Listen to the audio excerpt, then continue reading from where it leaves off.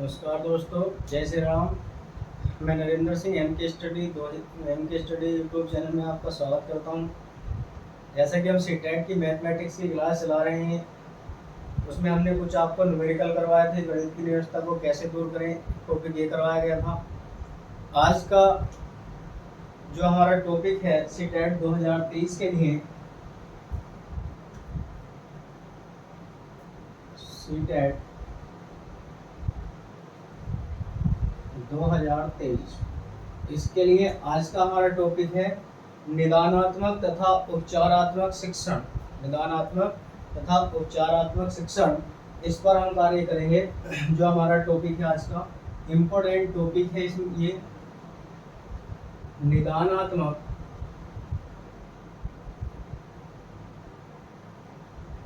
निदानात्मक एवं उपचारात्मक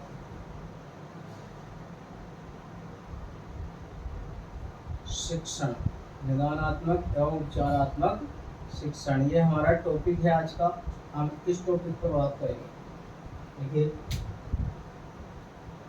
इसे अंग्रेजी में क्या कहते हैं हम?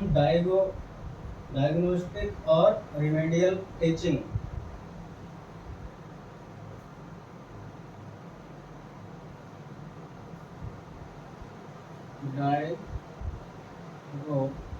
डायग्नोस्टिक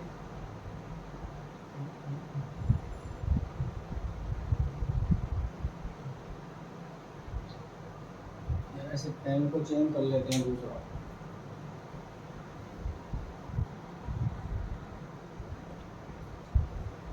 इसे कहते हैं हम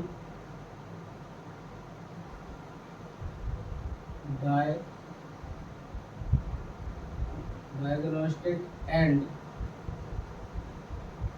रिमेडियल टीचिंग। इस टॉपिक का ये नाम है, और हम इसमें लेकर चलते हैं। पहले ये दो टॉपिक हैं अलग अलग, दोनों एक साथ जुड़े हुए हैं। एक निदानात्मक एवं उपचारात्मक शिक्षण।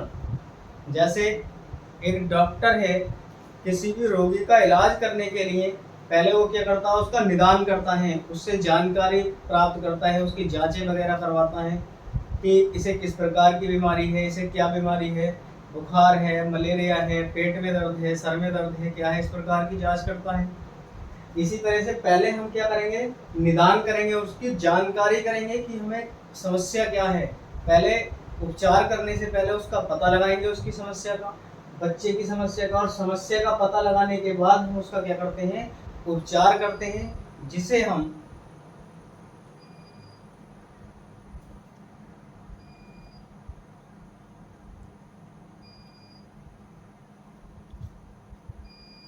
निदानात्मक एवं उपचारात्मक शिक्षण के नाम से जानते हैं, जिसे उपचारात्मक शिक्षण कहा जाता है। देखिए, इसमें कुछ सबसे पहले जो हम लेकर चल रहे हैं, ये निदानात्मक को लेकर चलेंगे। निदानात्मक शिक्षण बहुत बेहतरीन प्रयास किया जाएगा, बहुत अच्छे पॉइंट आपको इसमें दिए जाएंगे। निदानात्मक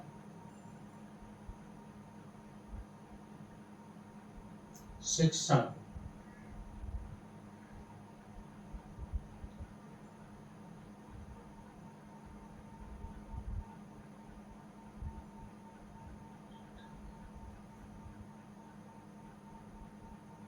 टीचिंग किसे कहते हैं हम? निदानात्मक शिक्षण। देखिए, पहले आप इसकी जानकारी करें, निदानात्मक शिक्षण है क्या। निदान जो शब्द है, ये एक चिकित्सा के क्षेत्र से है। निदान जो शब्द है वो कहाँ से लिया गया? शिक्षा के क्षेत्र, चिकित्सा के क्षेत्र से लिया गया। निदान का मतलब है पहले उसका पता लगाना। जब हम पता लगाएंगे तभी हम उसका क्या करेंगे? उपचार करेंगे। जैसे मैं यहाँ पर लिख रहा हूँ, देखिए पॉइंट। निदानात्मक, निदान शब्द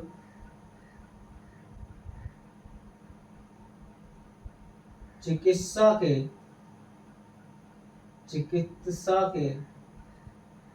क्षेत्र से चिकित्सा के क्षेत्र जिसे हम अंग्रेजी में कहते हैं DI, डायग्नोस, क्या कहा जाता है इसे? डायग्नोस शब्द से है। निदान शब्द चिकित्सा के क्षेत्र डायग्नोस शब्द से है, जिसका यहाँ पर यार ए रह गया है, इसमें ये ए और है। डायग्नोस शब्द से है, शब्द से लिया गया है, शब्द से लिया गया है, जिसका अर्थ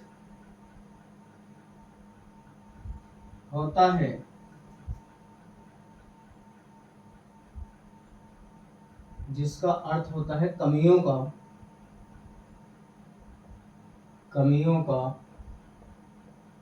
पता लगाना। जिसका अर्थ क्या होता है? कमियों का पता लगाना होता है।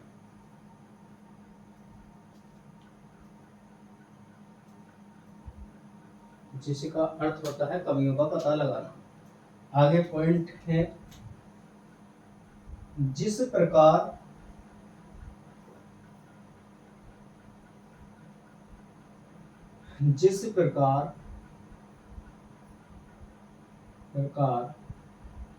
कोई डॉक्टर रोगी का इलाज करने से पहले उसकी बीमारी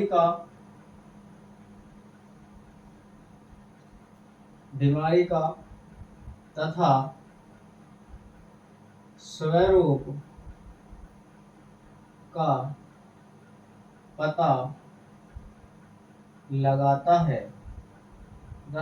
का पता लगाता है। जिस प्रकार कोई भी डॉक्टर रोगी का इलाज करने से पहले उसकी बीमारी का तथा स्वरूप का पता लगाता है, उसी प्रकार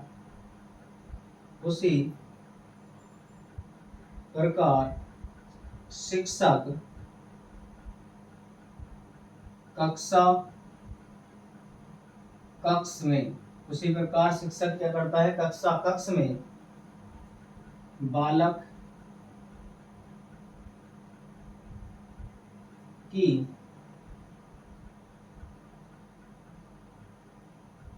त्रुटियों व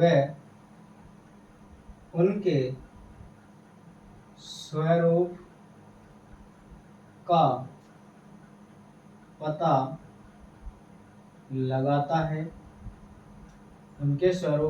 लगाता है।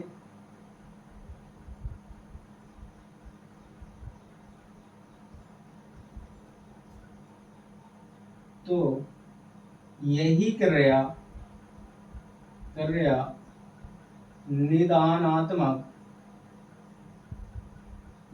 निदानात्मक शिक्षण कहलाती है। यही क्रिया क्या कहलाती है? निदानात्मक शिक्षण कहलाती है। देखिए ध्यान से सुने आप, निदानात्मक शब्द का अर्थ क्या है, निदानात्मक क्या है, ये इसके संबंध में मैंने यहाँ पर लिखा है। निदानात्मक शिक्षण जो डायग्नोस्टिक टीचिंग होती है वो क्या कहलाती है? निदान जो शब्द है वो चिकित्सा के क्षेत्र से लिया गया है, जिसका अर्थ होता है कमियों का पता लगाना। जिस प्रकार एक डॉक्टर रोगी को जब एडमिट करते हैं हॉस्पिटल में, तो डॉक्टर उसकी जांचें करवाता है, उसका कमी का पता लगाता है कि इसे किस प्रकार की बीमारी है, उसकी जांच कर उसे नए टेस्ट वगैरह जो भी मतलब उसे जरूरत होगी जानकारी के लिए, बीमारी का स्वरूप जानने के लिए या बीमारी के बारे में जानने के लिए, वो इस प्रकार के उसके टेस्ट करता है। उसी प्रकार एक अच्छे अध्यापक जो होता है, अच्छा अध्यापक होता है, उसका भी यही दायित्व है कि कक्ष में जब वो पढ़ाता है, बालक किस प्रकार की त्रुटि कर रहा है, बालक की क्या त्रुटि है, बालक की ये बात क्यों समझ में नहीं आई जो हमने पढ़ाई है, या बालक को जो भी वर्क दिया गया उसमें किस प्रकार की त्रुटि है और ऐसी क्यों की, इसके बारे में जानकारी करें। जब उनका निदान करेगा अध्यापक, उनके बारे में जानकारी प्राप्त करेगा और उसके बाद में क्या करेगा, फिर वो उनका उपचार करेगा। मान लो बच्चे को आ से अनार बनाना नहीं आता, तो पहले आप उसे बूंदे बना कर दीजिए कि आप इस पर पेंसिल फेर करना है। आपने डायरेक्ट उसे आ से अनार बनाने के लिए दे दिया, बालक को घर से करके लाया, उसने एक अक्षर इधर बनाया, एक उधर बनाया, कोई ऊपर को बना दिया, कोई नीचे को, क्योंकि उससे आता नहीं है। तो आप उसका निदान करने के लिए, उसका उपचार करने के लिए उससे पता करें कि इससे लिखा नहीं जा रहा, उससे क्यों ऐसा नहीं हो रहा, उसके बाद उसका उपचार करने की प्रक्रिया आप करेंगे। मेरी बात समझ में आ रही होगी। इसे हम कहते हैं निदानात्मक शिक्षण। इस प्रकार से हम इसमें कार्य करते हैं निदानात्मक शिक्षण में। अब इसका क्या प्रभाव पड़ता है देखिए, आगे चलते हैं।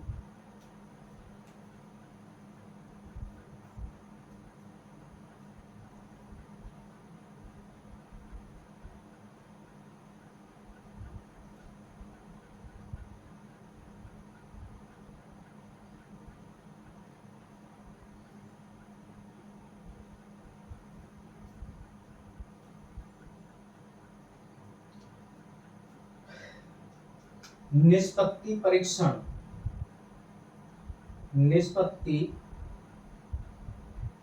परीक्षण, इनसे क्वेश्चन आपको डायरेक्ट मिल जाएगा। जो मैंने ये थ्योरी लिखवाई है, इस थ्योरी से ही आपको क्वेश्चन बनता है। हर बार आप देखेंगे पुराने पेपर में तो इससे ही आपको क्वेश्चन देखने को मिल जाएगा। देखिए इसमें क्या होता है, निष्पत्ति परीक्षण में, इसमें बालक की शैक्षिक योग्यता का पता लगाया जाता है। जो निष्पत्ति परीक्षण है, इसमें बालक के क्या किया जाता है भाई, शैक्षिक योग्यताओं का पता लगाया जाता है। एक होता निष्पत्ति उपलब्धि, ये था निष्पत्ति परीक्षण, और एक होता, इसे ऐसा लिखेंगे आप, निष्पत्ति, इसमें और इसमें लिखने में अंतर है, उपलब्धि, उपलब्धि। ये क्या होता है देखिए वहां,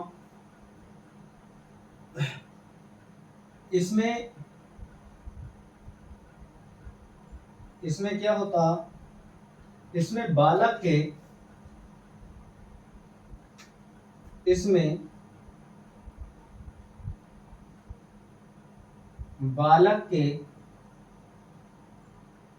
फीडबैक का पता लगता है। इसमें क्या होता है, इसमें बालक के फीडबैक का पता लगता है। ध्यान से सुने जरा, जब निष्पत्ति परीक्षण में बालक की शैक्षिक योग्यता का पता चलता है कि बालक इससे पहले कितना याद कर चुका है, कितना पढ़ चुका है। लेकिन निष्पत्ति ये आधा से वैसे बना हुआ है, इसमें ऐसा है, और ये उपलब्धि है, परीक्षण है। उपलब्धि का अर्थ ये होता है कि बालक के बारे में फीडबैक, जितना बालक पढ़ चुका है, उसे कितनी जानकारी है, उससे फीडबैक प्राप्त होता है निष्पत्ति उपलब्धि के अंदर। और निष्पत्ति उपलब्धि जो होती है वो दो प्रकार की होती है, एक होती है सफल और एक होती है असफलता। क्या क्या होती है, एक होती है सफल और एक होती है असफल। सफल वो होती है जो बालक को हमने कुछ भी सिखाया और बालक को सिखाए जाने के बाद बालक ने आपको उसका जवाब दे दिया और वो सीख गया, तो उसे तो कहते हैं हम सफल। और यदि बालक उस चीज को नहीं सीखता है, उसका जवाब नहीं देता है, तो उसे कहा जाता है असफल। अब असफलता तो एक प्रकार से ही मिलती है बालक को, किसी भी तरीके से हो रहेगा असफल।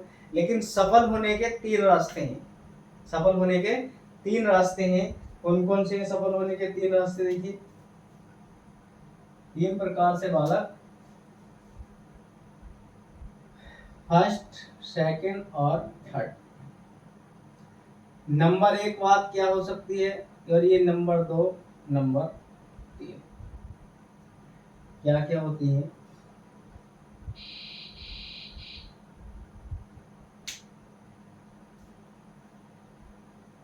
इसे कहते हैं, देखिए सबसे पहले बालक को उस कक्षा की पुस्तक आनी चाहिए। जब बालक उस कक्षा की पुस्तक पढ़ेगा जिसमें है, तो वो उसके प्रश्न उत्तर याद करेगा, है ना।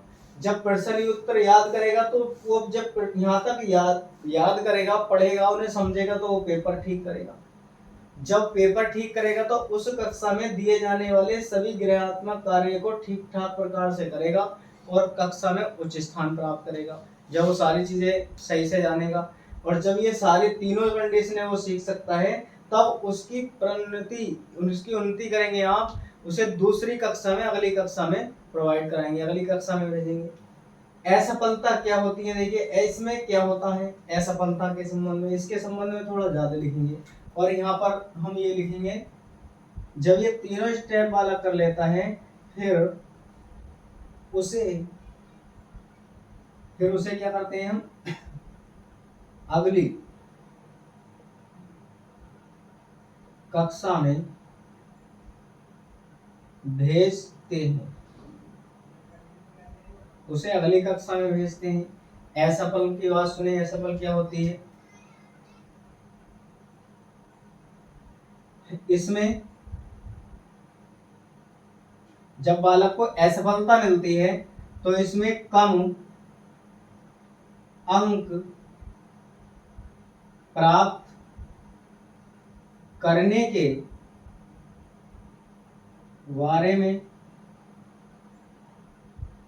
पता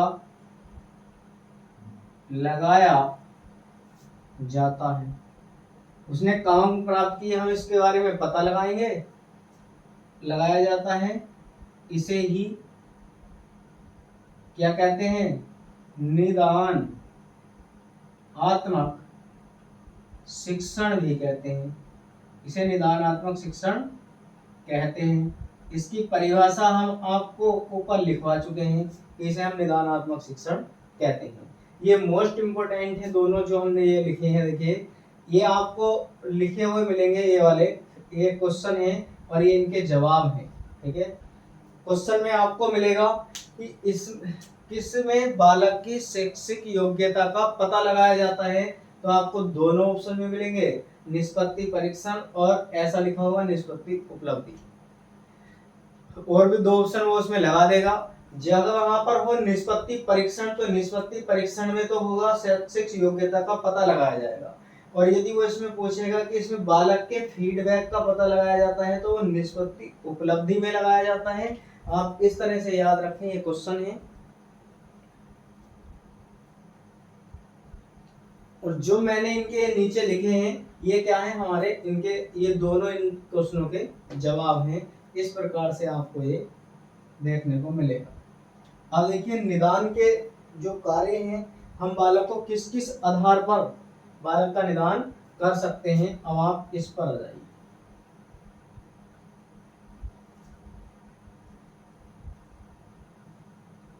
निदान के कार्य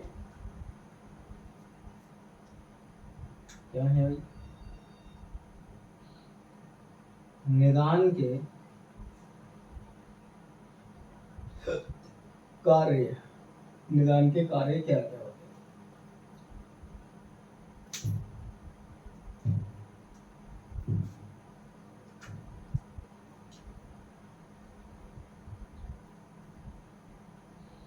देखिए ऐसा लिखेंगे, इसमें सबसे पहला आता है इसमें वर्गीकरण। क्या होता है, वर्गीकरण। नंबर एक कार्य में होता है वर्गीकरण। वर्गीकरण, वर्गीकरण किसे कहते हैं, देखिए आप, यह है निदान के, यह है निदान के कार्य का पहला चरण होता है। निदान के कार्य का क्या होता है? पहला चरण होता है। इसमें बालक के द्वारा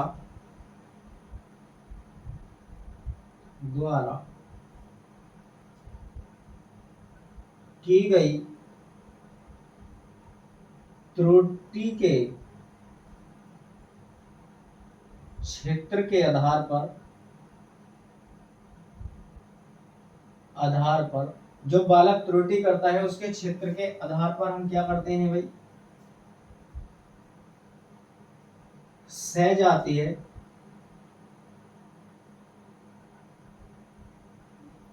समूह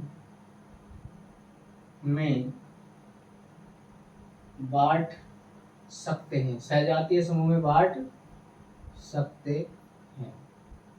अब इस वर्गीकरण के संबंध में समझे कि सजातीय समूह क्या है और हम किस प्रकार सजातीय समूह के बांट सकते हैं। देखिए, मैंने वर्गीकरण का मतलब होता अलग अलग करना, उनका बंटवारा करना। यह निदान के कार्य का पहला चरण होता है। इसमें बालक के द्वारा की गई त्रुटि के क्षेत्र के आधार पर सजातीय का मतलब, जैसे कोई बालक कक्षा में उन 4-5 बालक हैं जो केवल जोड़ में गलती कर रहे हैं, बाकी सब कुछ ठीक कर लेते हैं। कुछ बच्चे ऐसे हैं जो अंतर में गलती करते हैं, घटाने में गलती करते हैं, बाकी ठीक कर लेते हैं।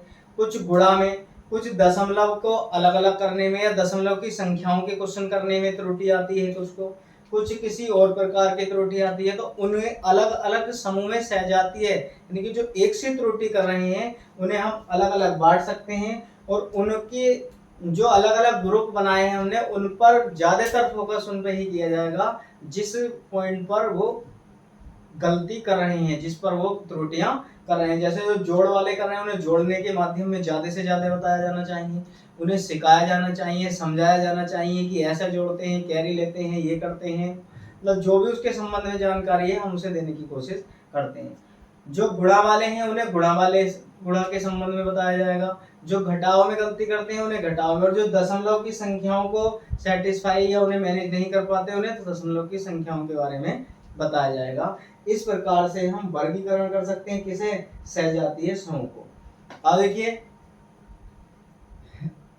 तो आपसे पूछा जाता है, अगर क्वेश्चन मान लो आपसे ये पूछा गया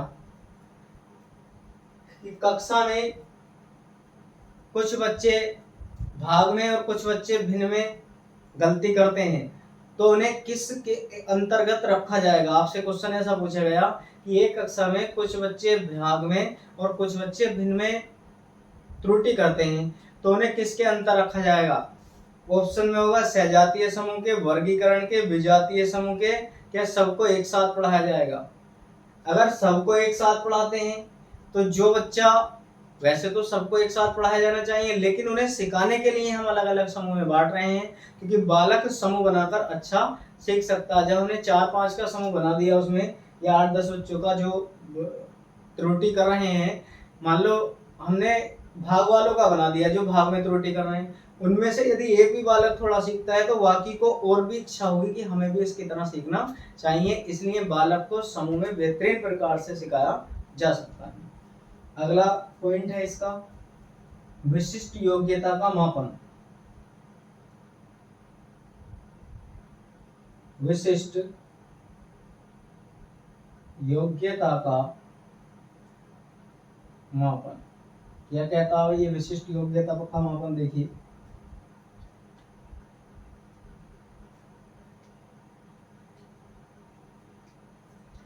हाँ, सजातीय समूह में वर्गीकरण कर लेने के बाद सजातीय समूह में क्या करते हैं? पहले हम वर्गीकरण करते हैं, ये मैंने आपको ऊपर लिख के दिखा रखा है। जब कर लेते हैं, कर लेने के बाद त्रुटियों के स्वरूप के आधार पर क्या करते हैं, हम उनका पता लगाते हैं। अब देखिए, जब हमने उन्हें सजातीय समूह में एक से समूह में बांट दिया, तब हम पता लगाते हैं कि कौन सा वाला कि किस समूह का है और वो किस गलती को कर रहा है, किस त्रुटि को वो कर रहा है, तब हम उसका वाला का पता लगाते हैं। इस प्रकार से हम क्वेश्चनों को इनके हल करते हैं।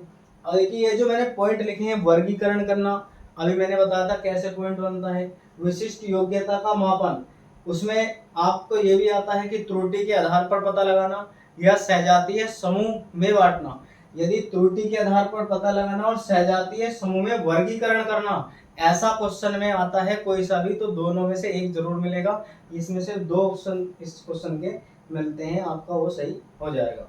इस प्रकार से क्वेश्चन इसमें बनाए जाते हैं। क्वेश्चन के माध्यम से भी मैं आपको प्रैक्टिस करवाऊंगा और हाथों हाथ में जैसे क्वेश्चन बनते हैं, ये क्वेश्चन में बताता आपको चल रहा हूँ इन टॉपिकों से कैसे कैसे क्वेश्चन बनते हैं। देखिए, आगे है तीसरा पॉइंट में लिखा रहा हूं, निदान का कारण क्या होता है, ये है।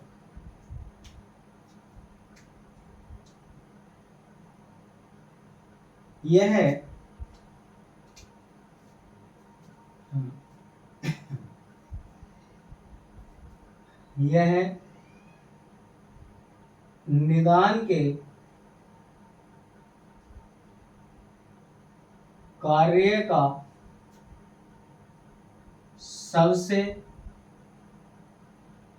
महत्वपूर्ण और सबसे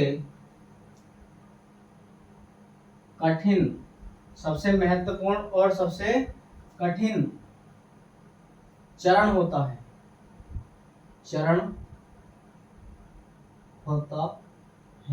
जो निदान के कारण का पता लगाने के लिए जो होता है ना, इसमें क्या करते हैं हम, बालक की विशिष्ट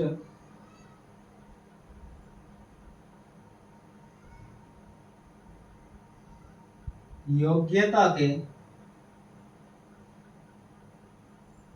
साथ साथ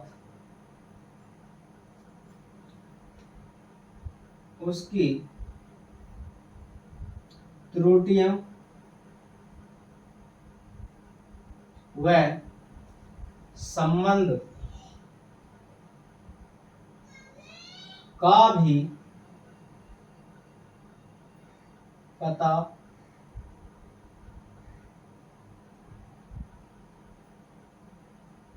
लगाते हैं।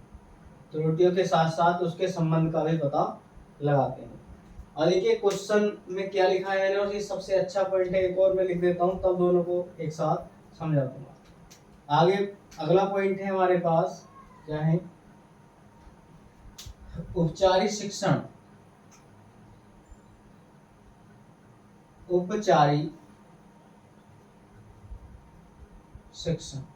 क्या होता है औपचारिक शिक्षण? देखिए भाई, औपचारिक शिक्षण किसे कहते हैं? औपचारिक शिक्षण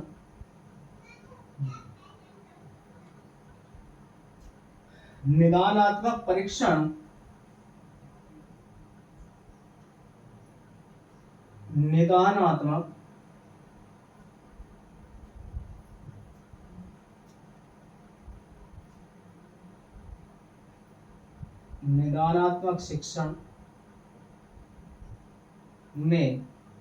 निदानात्मक शिक्षण में बालक की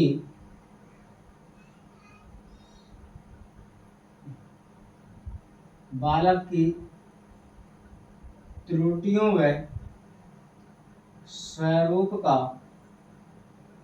पता लगा लेने के बाद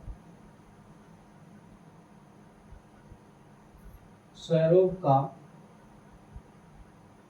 पता लगा लेने के बाद उसका जब हम उसका पता लगा लेंगे तो क्या करेंगे, हम उस त्रुटि को, ऐसा लिखो चलो, उस त्रुटि को दूर करने का उपाय करते हैं, दूर करने का उपाय करते हैं।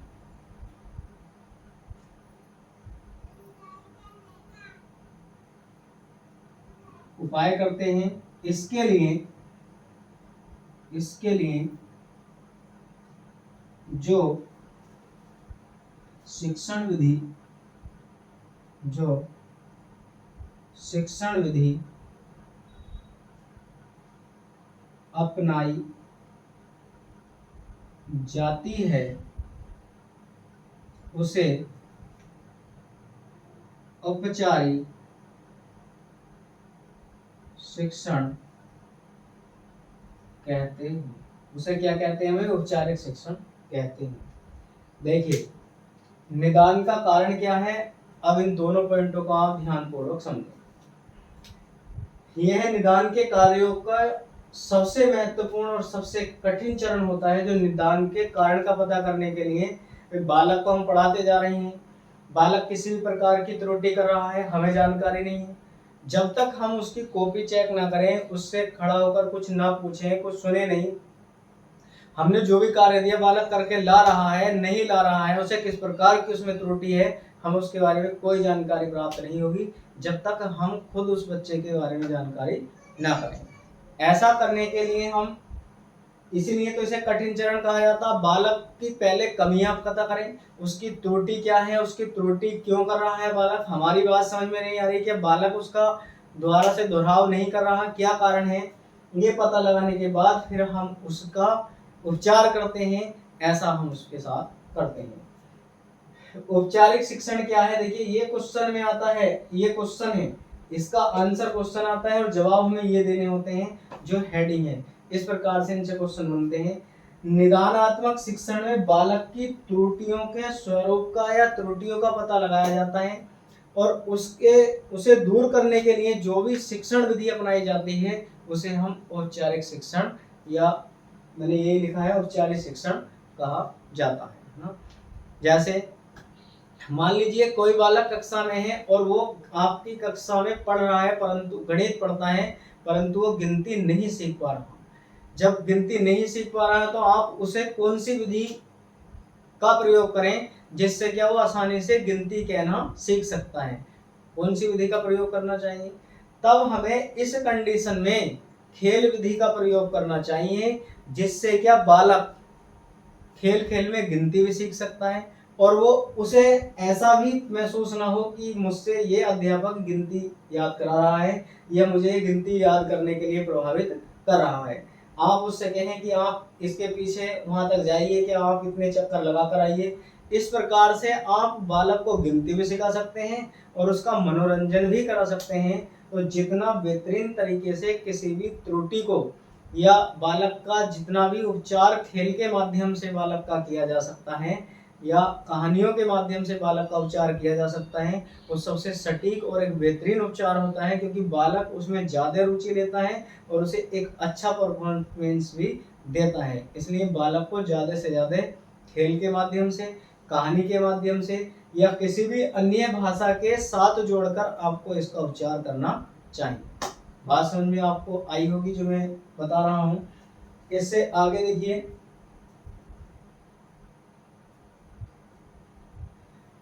जो आगे पॉइंट है, इसका आगे पॉइंट क्या है, निदानात्मक शिक्षण का अर्थ, निदानात्मक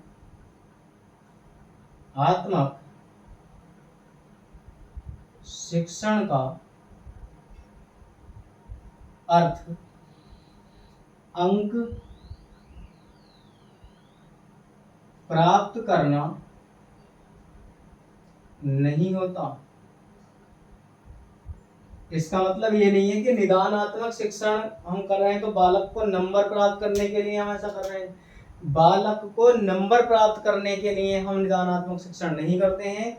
बालक की कमियों को दूर करने के लिए, उसमें उस विषय के अनुसार रुचि उत्पन्न करने के लिए कि बालक उस विषय में ज्यादा से ज्यादा रुचि ले, ऐसा हम निदानात्मक शिक्षण का प्रयोग करते हैं, जिससे बालक उसमें एक बेहतरीन प्रदर्शन कर सकता हो।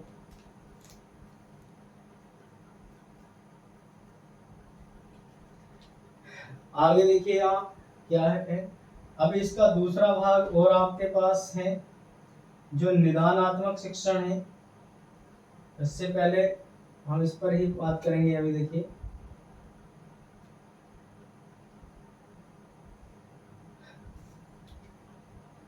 औपचारिक शिक्षण, आगे हेडिंग है इसमें औपचारिक शिक्षण।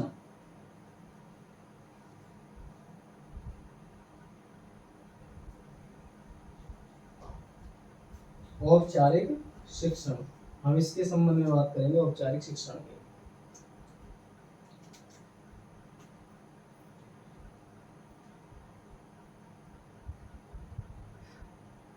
औपचारिक औपचारिक है, औपचारिक शिक्षण, औपचारिक शिक्षण।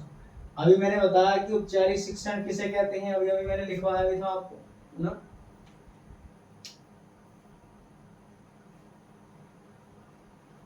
इसमें क्या करते हैं हम, देखिए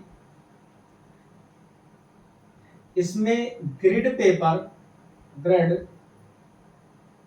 पेपर या संख्या चार्ट का प्रयोग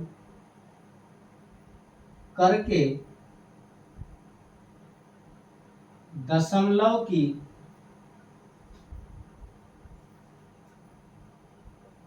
संख्याओं को लिखना सिखाते हैं या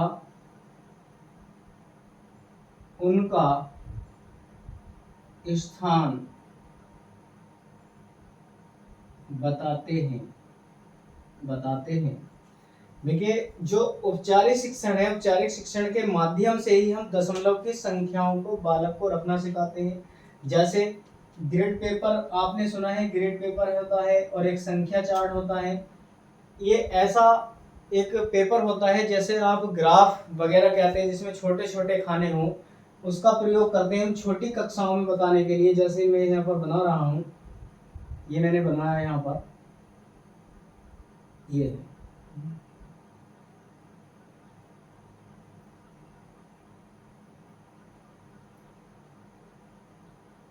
अभी आपको इसके माध्यम से मैं सबको समझा दूंगा जो इसमें लिखा गया है।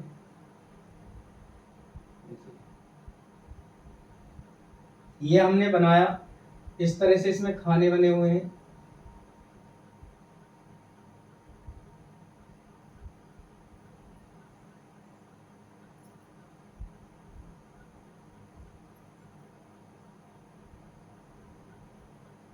जिस बालक को ना पता हो, जिस बालक को पता नहीं है कि क्या है ये ग्रिड पेपर, क्या है ये चार्ट, तो क्या करेगा बताइए, वो आगे से ही लिखना चालू करेगा। उसे ये नहीं पता कि दशमलव की संख्या कहाँ पर रखनी है और कहाँ पर नहीं रखनी। जैसे मान लीजिए हमारे पास कोई ये संख्या है, मैंने यहाँ पर लिखा 233.66, ये लिखा।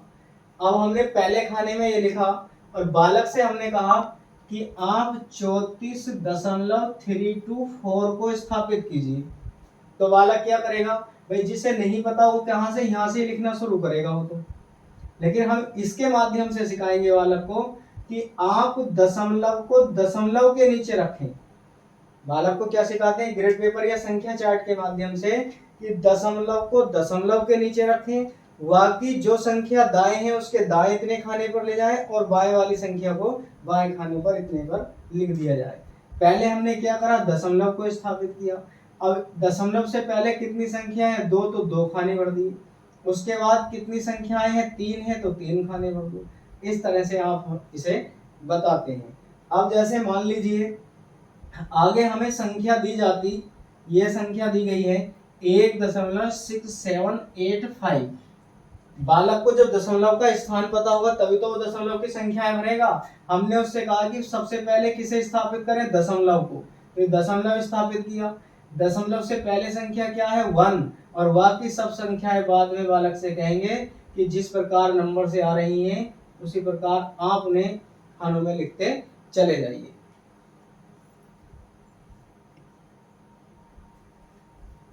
ये मेरी बात आपको समझ में आई होगी।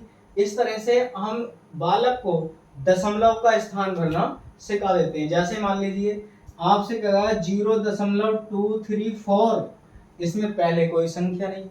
जब नहीं है तो आप यहाँ पर दशमलव स्थापित कर कर यहाँ 0 का स्थान भर देंगे और बाकी संख्याओं को जैसे का तैसा पॉइंट के बाद हम लिख देते हैं। इस प्रकार से हम इसमें कार्य करते हैं।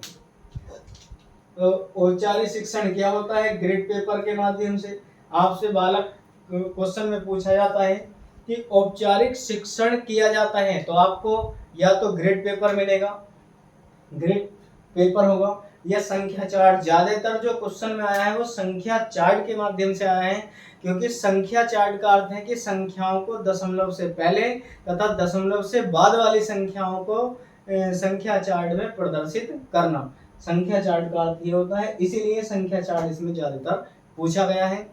अभी आपको गिनतारा आएगा, जियो बोर्ड आएगा और ब्रेल लिपि के माध्यम से इनमें से एक ना एक क्वेश्चन आपको देखने को मिलेगा। और डिस्कैल्कुलिया है, डिस्ग्राफिया है, अफेजिया है, मौखिक विकार है, इनसे आपको एक एक क्वेश्चन, ये वो टॉपिक है जिनसे आपको क्वेश्चन मिलना ही मिलना है। निदानात्मक उपचारात्मक शिक्षण में पढ़ा रहा हूँ, एक क्वेश्चन हर सब्जेक्ट में आएगा, कोई सा भी सब्जेक्ट हो, चाहे वो हिंदी हो, चाहे इंग्लिश हो, संस्कृत हो, या आपका पर्यावरण हो, साइकोलॉजी हो, या गणित में मैं करवा रहा हूँ, हर एक में आएगा।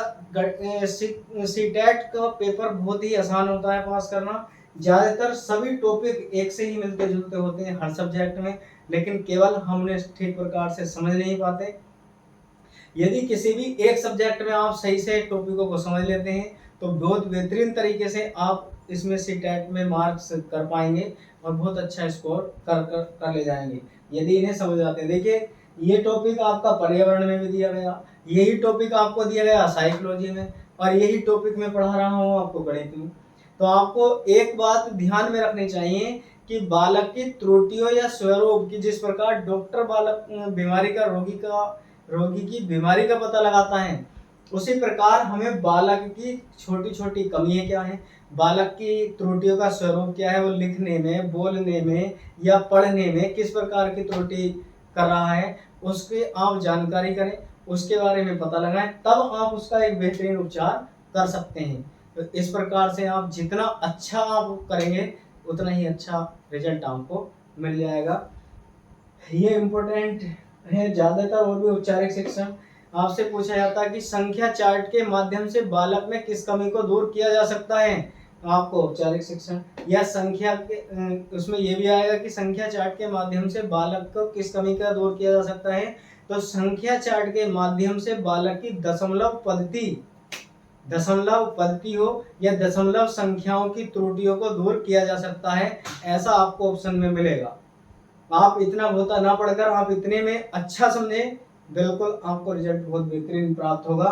तुम देख लेना, आप जब पेपर में देखेंगे आपको यहाँ से बहुत अच्छे अच्छे क्वेश्चन छांटने को मिलेंगे। और ये वीडियो मेरी पड़ी हुई है, प्लेलिस्ट बना रखी है, आपको जिस दिन पेपर होगा उसमें से दिखाया जाएगा कि कितने क्वेश्चन आए हैं। उम्मीद तो यही है ज़्यादा से ज़्यादा आपको क्वेश्चन देखने को उसमें से मिल जाएंगे ऑफलाइन पेपर में, क्योंकि जब ऑनलाइन होता है वो कई दिन तक चलता है तो उसमें चीज़ें कुछ अलग से क्रिएट की जाती हैं, टॉपिक तो वही लिए जाते हैं लेकिन उन पर क्वेश्चन अलग से बना दिए जाते हैं। इस तरह से ज़्यादातर होता है कि उसके संबंध में बना दिए जाए। एक ही दिन पेपर होगा, सब बिल्कुल क्रिएट चीज़ें आएंगी यदि आप अच्छा पढ़ते हैं तब। तो आज हम इस क्लास को यहीं विराम कर रहे हैं, कल इससे आगे लेकर चलेंगे। और जो भी भाई बहन हमारे इस MK स्टडी को देखते हैं तो ईमानदारी के साथ चैनल को एक बार अवश्य सब्सक्राइब करें, क्लास को लाइक करें और जितना भी हो सके वीडियो को ज़्यादा से ज़्यादा शेयर करें भाई। आपको भी लाभ होगा, आपके भाई बहनों को भी लाभ होगा ज़्यादा से ज़्यादा। और इससे आगे कल मिलते हैं। जय हिंद।